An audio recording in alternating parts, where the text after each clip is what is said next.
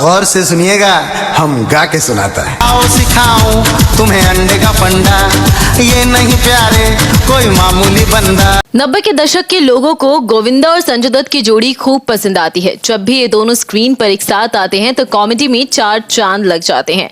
दोनों ने हमेशा से ही साथ में कई सारी हिट फिल्में दी। इनमें दो कैदी, हसीना मान जाएगी, जोड़ी नंबर 1, एक और 11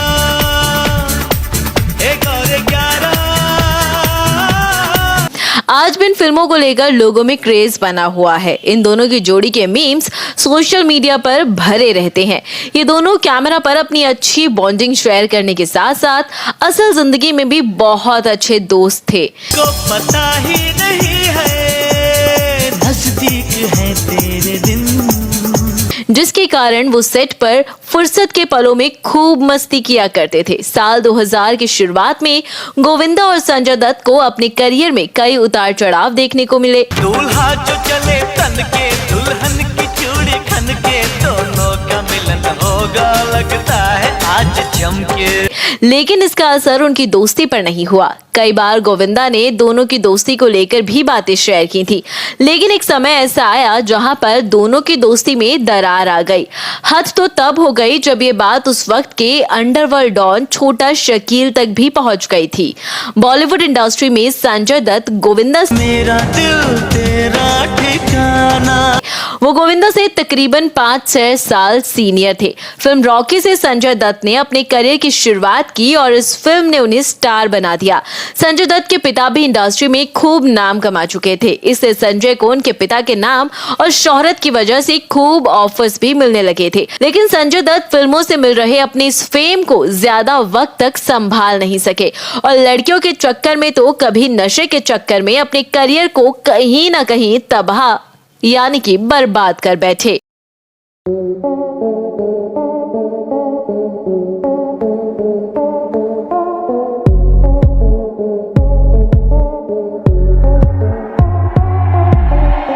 यही कारण था कि बीच में ही उन्हें अपना करियर छोड़कर यूएसए के रिहैब सेंटर में जाना पड़ा।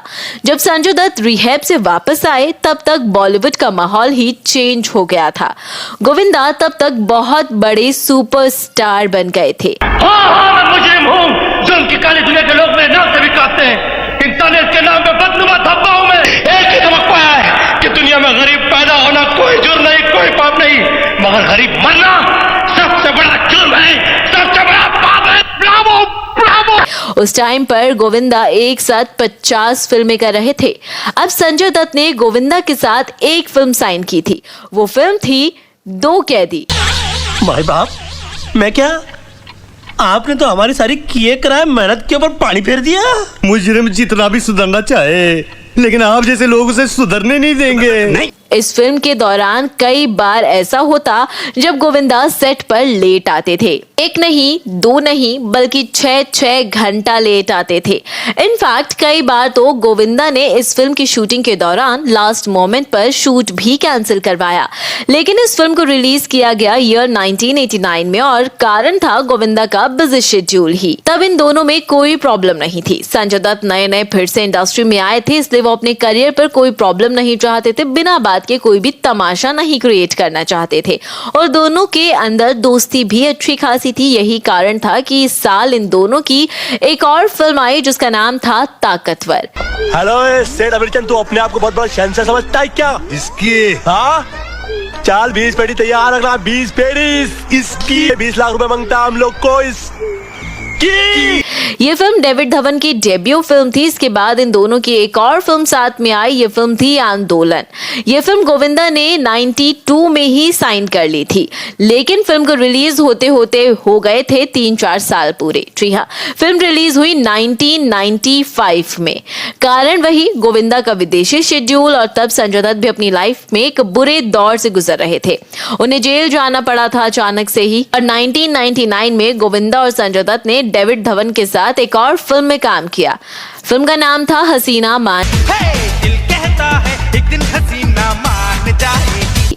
इस फिल्म को बॉक्स ऑफिस पर बहुत अच्छा रिजल्ट मिला था, लेकिन अगर रियल लाइफ की हम बात करें तो इस टाइम ये दोनों ही एक्टर्स अपने अपने करियर के रफ दौर से गुजर रहे थे। माहौल ये था कि काम करना दोनों की इच्छा नहीं बल्कि मजबूरी थी, और क्योंकि ये दोनों ही एक्टर्स डेविड धवन के बहुत ज्यादा फेवरेट थे, इसलिए हसीना मान जाएगी के बाद 2001 में इन दोनों की एक और फिल्म आई साथ में। ये फिल्म थी जोड़ी नंबर 1। कि यहाँ पर जितने भी बड़े बड़े बड़े बड़े बड़े लोग मौजूद हैं वो लोग सुन ले कि ये लोग है ना आपकी कंपनी के अंदर पैसा लगा सकते हैं, अपना पसीना लगा सकते हैं, मगर हम लोग आपके साथ अपना दिल लगाएंगे, अपना खून लगाएंगे, अपनी जान लगाएंगे। And I think I am right. क्यों Jaipal ji? I think I am right. और इसके तुरंत बाद डेविड धवन ने इन दोनों ही एक्टर्स के साथ एक और फिल्म की शूटिंग शुरू कर दी। ये फिल्म थी एक और एक 11।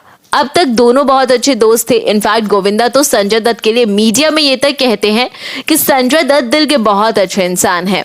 फिर ऐसा क्या हुआ कि दोनों की दोस्ती में दरार आ गई? चलिए इस वीडियो में आगे जानते हैं। लोग उन्हें समझ नहीं पाते हैं इस तरह की बातें गोविंदा ने संजय दत्त के लिए भरी मीडिया में भरी महफिल में कह दी। दोनों ने अपने अपने हिस्से का दुख अब देख लिया था, करियर की हाइट्स भी देख ली थी, कभी कोई ऊपर तो कभी कोई नीचे। अब करियर का लो फेज दोनों एक साथ देख रहे थे, और यहाँ पर बात आ जाती है मैच्योरिटी की। तो जब इस फिल्म यानी कि एक और एक 11 की शूटिंग हो रही थी, उस दौरान गोविंदा जैसे कि उनकी आदत रहती है, कई बार वो फिल्म मेकिंग में घुस जाते हैं और कभी कैमरामैन को कभी डायरेक्टर को अपने तरीके से कुछ ना कुछ चीजें बताते और समझाते रहते हैं। इसी बीच फिल्म की शूटिंग के दौरान भी एक सीन पर गोविंदा को कुछ एडजस्ट नहीं हुआ, और यही बात उन्होंने डेविड धवन से कह डाली कि मुझे ये सीन इस तरीके से ठीक नहीं लग रहा, इसमें कुछ चेंजेस कर देने चाहिए। लेकिन डेविड ने कहा कि मुझे सब कुछ ठीक है, और वो अपनी बात पर अड़ गए। जब संजय दत्त ने ये सब कुछ देखा तो वो भी वहां पर आ गए और उन्होंने डेविड धवन की बात को सही ठहरा दिया। इसलिए उस टाइम उन्होंने डेविड धवन का ही साइड ले लिया। उस दिन गोविंदा को थोड़ी सी बात चुप गई। उस दिन के बाद उन्होंने संजय दत्त से बात करना बिल्कुल कम कर दिया, और फिर जब भी वो सेट पर होते थे तो संजय दत्त एक कोने पर बैठे रहते थे और गोविंदा दूसरे कोने पर एज ए लीड रोल काम करने वाले थे, और गोविंदा के बैनर की ये फिल्म थी।